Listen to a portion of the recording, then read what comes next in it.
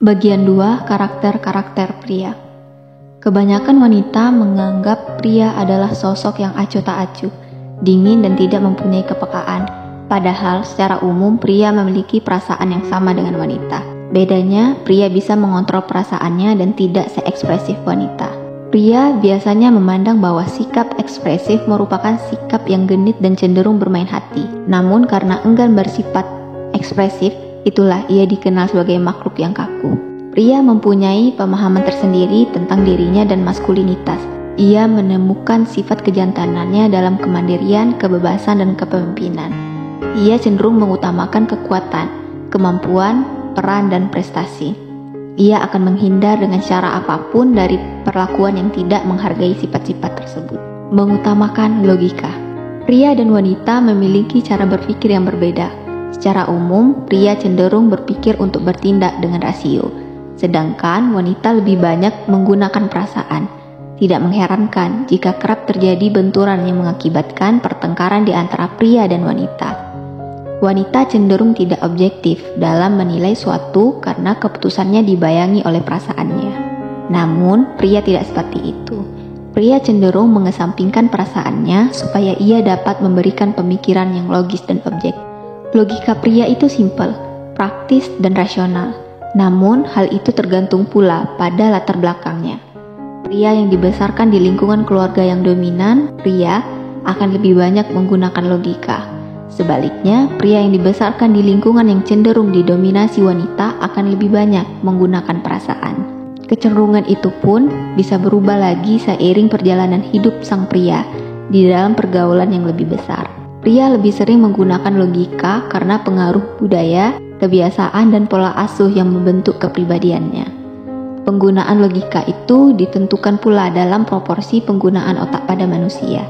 Di dalam otak manusia terdapat area gray matter, pusat informasi, dan white matter, pusat pemrosesan informasi. Pria lebih sering menggunakan gray matter dalam proses berpikir, sedangkan wanita lebih sering menggunakan white matter.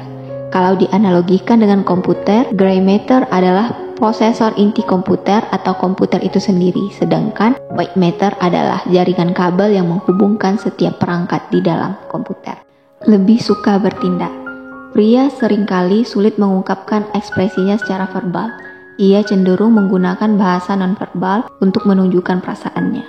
Baginya, tindakan lebih bernilai daripada sekedar ucapan lisan. Meski akan selalu ada pengecualian, pria secara umum memang tidak terlalu pandai merangkai kata-kata yang manis. Ia akan mengatakan bahwa ia mencintai istri atau pasangannya, tetapi ia tidak akan menjelaskan seberapa besar cinta tersebut. Pria mempunyai banyak cara untuk menyatakan rasa cintanya kepada wanita yang dicintainya.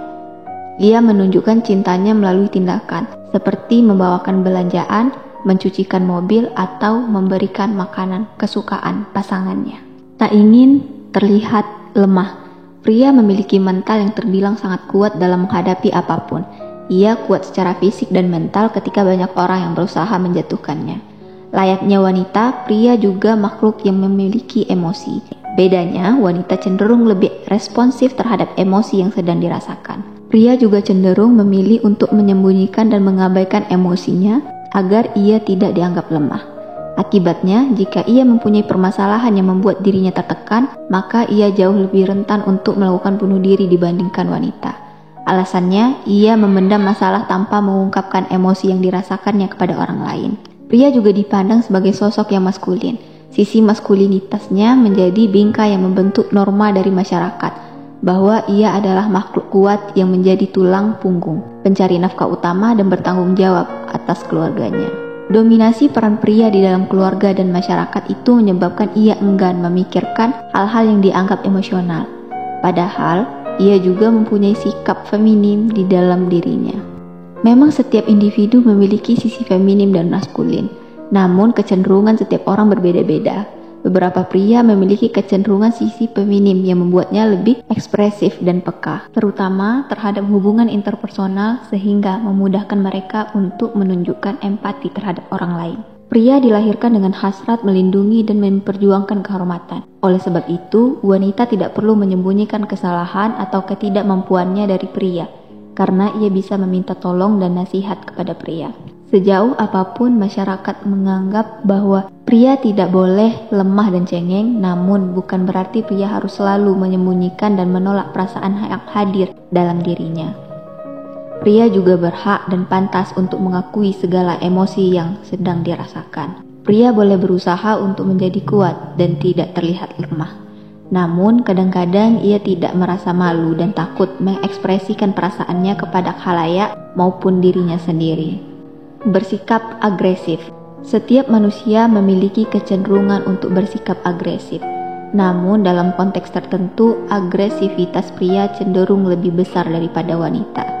Pria lebih memungkinkan untuk melakukan agresi fisik dibandingkan wanita. Misalnya, kekerasan fisik yang dilakukan oleh seorang pria terhadap wanita pasangannya. Secara sosial, pria memang memiliki motif patriarkis yang cenderung ingin mengendalikan individu lain yang dianggap sebagai subordinatnya. Sedangkan secara biologis, pria memiliki kadar hormon testosteron yang lebih tinggi sehingga ia terdorong untuk bersikap kompetitif dan memiliki hierarki atau posisi yang lebih tinggi. Pria yang memiliki hormon testosteron rendah cenderung tidak agresif. Massa tulang antara pria dan wanita secara umum pun berbeda. Secara anatomi fisik, pria memiliki 75% massa otot yang lebih banyak dibanding wanita. Hierarki yang tidak stabil dapat menyebabkan pria merasa cemas, sedangkan rantai komando yang mapan, misalnya seperti dalam militer dan banyak tempat kerja, menurunkan testosteron dan mengekang agresi pria. Penetapan tingkatan agresi pada pria biasanya dimulai ketika seorang pria berusia 6 tahun. Pada saat itulah ia mulai termotivasi untuk saling menjatuhkan dengan pria yang lain. Namun, ia merasa lebih baik agresif secara verbal daripada berkelahi. Pola asuh di dalam keluarga menjadi salah satu alasan pria lebih agresif dibanding wanita. Pria telah dididik dari kecil untuk mengenal perilaku agresif. Orang tua mengenalkan perilaku agresif melalui pembelian mainan bersenjata seperti pistol-pistolan pada masa kanak-kanak. Bermain pistol-pistolan menjadi bentuk permainan yang mengandung unsur perkelahian antar pria. Tak bisa multitasking. Banyak wanita dapat berpikir banyak hal dalam suatu waktu. Ia dapat berpikir secara bersamaan tentang situasi di tempat kerja, apa yang akan dipakai untuk berkencan esok hari, serta pertengkaran yang ia alami. Namun, pria tidak mampu melakukannya. Ia tidak bisa berpikir banyak dalam suatu waktu. Ia cenderung memikirkan satu hal saja dalam suatu waktu. Ia lebih memilih untuk dengan jelas melakukan pembagian pikiran dalam hidupnya daripada ia harus berpikir secara acak dan bersamaan seperti yang dilakukan oleh wanita. Pria memang kurang mampu mengerjakan banyak hal secara bersamaan. Namun, belum terdapat penelitian yang secara konsisten membuktikan bahwa kemampuan multitasking wanita lebih baik daripada pria. Sebuah penelitian eksperimen memberikan dua jenis pekerjaan untuk pria dan wanita dengan beban kerja yang sama. Didapatkan hasil bahwa tidak terdapat perbedaan antara pria dan wanita dalam menyelesaikan tugas multitasking yang diberikan oleh peneliti. Kesimpulan penelitian ini adalah secara umum pria dan wanita memiliki kemampuan yang sama dalam menjalankan suatu tugas dan multitasking. Suka dipuji. Setiap pria pasti memiliki keahlian yang terpendam atau hobi yang susah dihilangkan. Ia menyukai tantangan dan petualangan, seperti bermain skateboard di mana setiap tekniknya ia pelajari secara cermat sampai ia mahir memainkannya. Ketika ia beraksi, seorang wanita yang menontonnya berkata bahwa ia tampak keren. Maka pada saat itu pula pria itu merasa keren. Ia senang dipuji karena pujian itu membuat ia merasa sukses memukau banyak orang. Pria sangat menghargai pujian yang ia terima. Ia senang dipuji dalam hal berpakaian, berpenampilan, dan sebagainya. Pujian, rasa kagum, dan objektivitas yang disampaikan oleh wanita kepada pria telah memberikan rasa percaya diri yang dibutuhkan pria untuk mengekspresikan dirinya dengan lebih baik. Mau mendengarkan. Pada umumnya, orang akan memberikan sinyal untuk menunjukkan bahwa mereka mendengarkan seperti mengangguk, berkata ya, dan sebagainya. Namun kebanyakan pria tidak melakukannya. Meski begitu, bukan berarti ia tidak mendengarkan. Saat diam, ia sebenarnya sedang mencerna perkataan orang lain. Pria membutuhkan waktu untuk merespon. Ia tidak suka ditodong beberapa pertanyaan sekaligus dalam suatu waktu secara bersamaan.